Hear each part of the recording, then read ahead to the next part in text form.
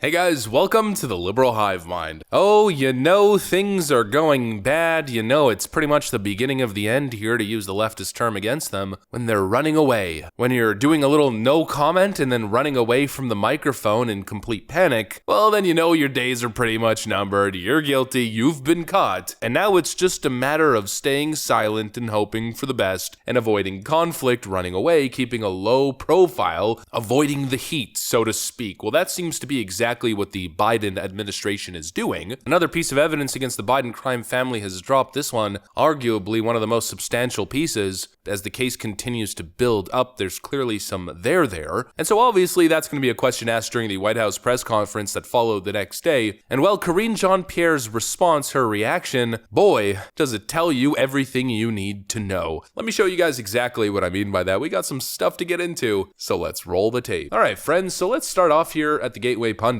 Karine Jean Pierre brushes off questions about bombshell bank records showing Hunter Biden payments to Joe Biden, walks out of briefing room. White House Press Secretary Karine Jean Pierre walked out of the press briefing room after a reporter asked a question about Hunter Biden's payments to Joe Biden. Joe Biden has repeatedly claimed that he never took a dime from China and was never involved in his son Hunter's overseas business dealings. Real Clear reporter Philip Wegman asked Karine Jean Pierre about the new bank records released by Chairman Comer, and well, this is what happened. Watch.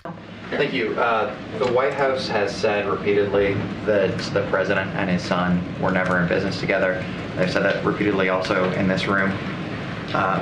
According to bank records obtained by the House Oversight Committee, though, one of Hunter Biden's businesses, Osawa PC, set up direct payments to the president. Did the president accept payment? And why would there be such an arrangement if they were never in business together, or if there was a wall of separation, as the president has previously said? So I have to be clear with you. I have not seen that report, so I would have to refer you to my colleagues over at the White House counsel's office on that particular question. All right, everyone. See some of you in Boston or on Wednesday. Thanks, everybody. Thank you. You gotta be freaking kidding me. I mean, what a pathetic response. You know, I'd argue that Trump faced much worse accusations and allegations than Joe Biden ever faced. I mean, of course, there's a distinction here. Everything that Donald Trump was accused of was pretty much a hoax, part of some elaborate witch hunt. But he faced some serious accusations of crime, treason. I mean, Trump was essentially being accused of some of the worst stuff that you could be accused of, and it's still happening. Well, Kayleigh McEnany took some pretty tough questions on a lot of these accusations, and she answered every single one of them with facts, getting into the details. If anything, that shows the difference. The Trump administration actually had a defense, actually had a counter-argument. This administration has no response because they know that everything that's been provided, everything that's been revealed is legitimate. Everything related to Joe Biden's scandal here, in reference to his years of corruption and bribery, well, they don't have the ability to go into the details and go into the facts and provide sources and resources, testimony as to why they're innocent.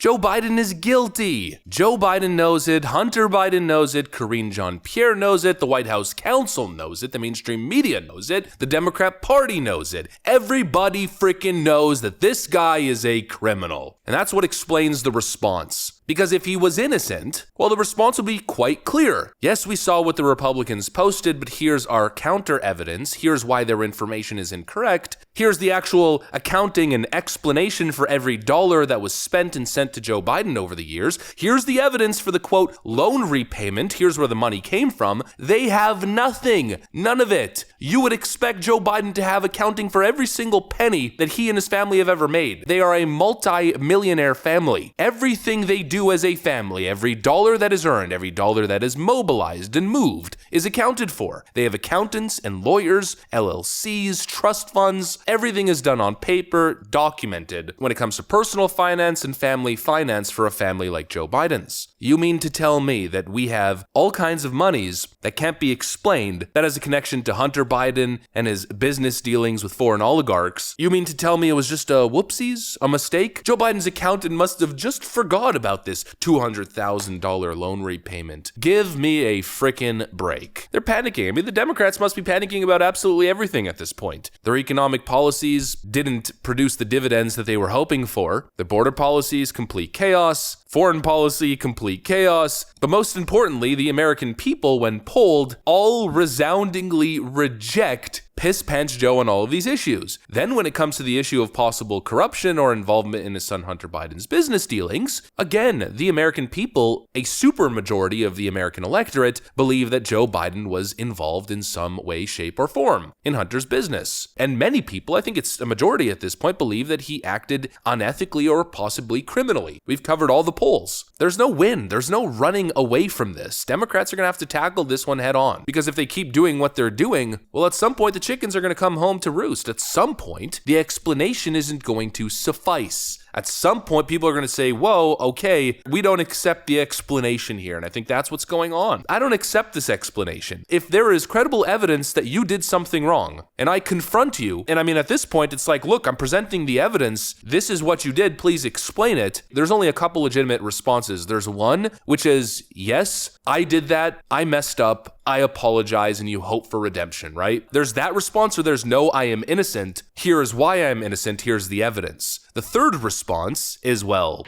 All right, everyone. See some of you in Boston or on Wednesday. Thanks, everybody. Thank you.